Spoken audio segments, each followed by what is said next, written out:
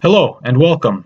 This is the first part of the history lesson about the USA and the world, the attempt of a new international world order from Wilson's 14 points to 1941.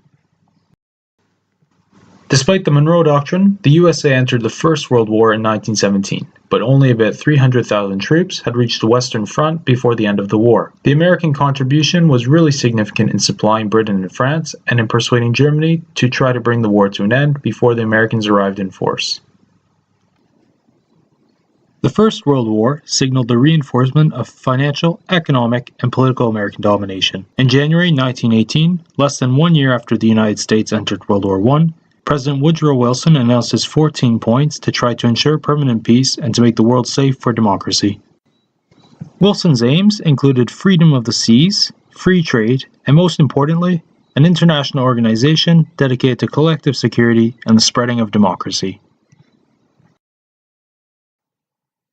From 1918 to 1941, the USA has been a major player in international relations, oscillating between interventionism and isolationism. In December of 1941, the USA declared war against Germany and chose interventionism.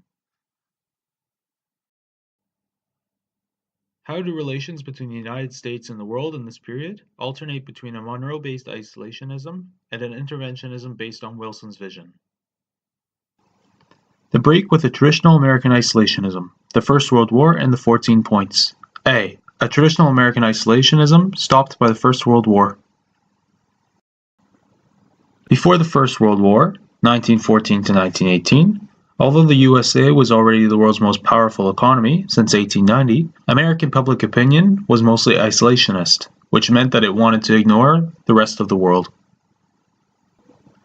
Democrat Woodrow Wilson was re-elected President of the United States in 1916 with the promise, "He kept us out of war." Wilson supported the Monroe Doctrine. The United States had to remain neutral. In 1823, President James Monroe created a policy called the Monroe Doctrine, with two major points. First, that the United States would not allow European countries to start new colonies or to interfere with independent countries in the continents of North America or South America. Second, that the United States would not interfere with existing European colonies, nor get involved with conflicts between European countries. On April 6, 1917, the United States declared war on the German Empire. In July 1917, General Pershing led the U.S. Expeditionary Force to France. B. What were the 14 points? On January 8, 1918, Thomas Woodrow Wilson, the President of the United States, gave a famous speech to the United States Congress in which he justified his country's involvement in the First World War, namely because violation of international law had been committed. The points were presented as a platform upon which global peace and prosperity could be built. Along with his desire to spread democracy, Wilson was also motivated by his fear of communism spreading westward from the newly born Union of Soviet Socialist Republics.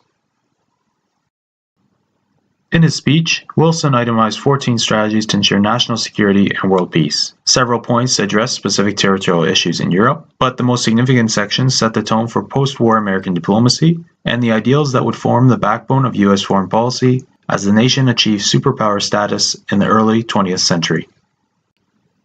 Wilson could foresee that international relations would only become more important to American security and global commerce.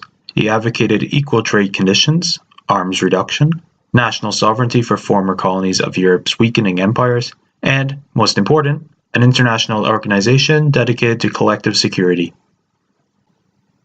Thanks for watching, and see you soon in the next video.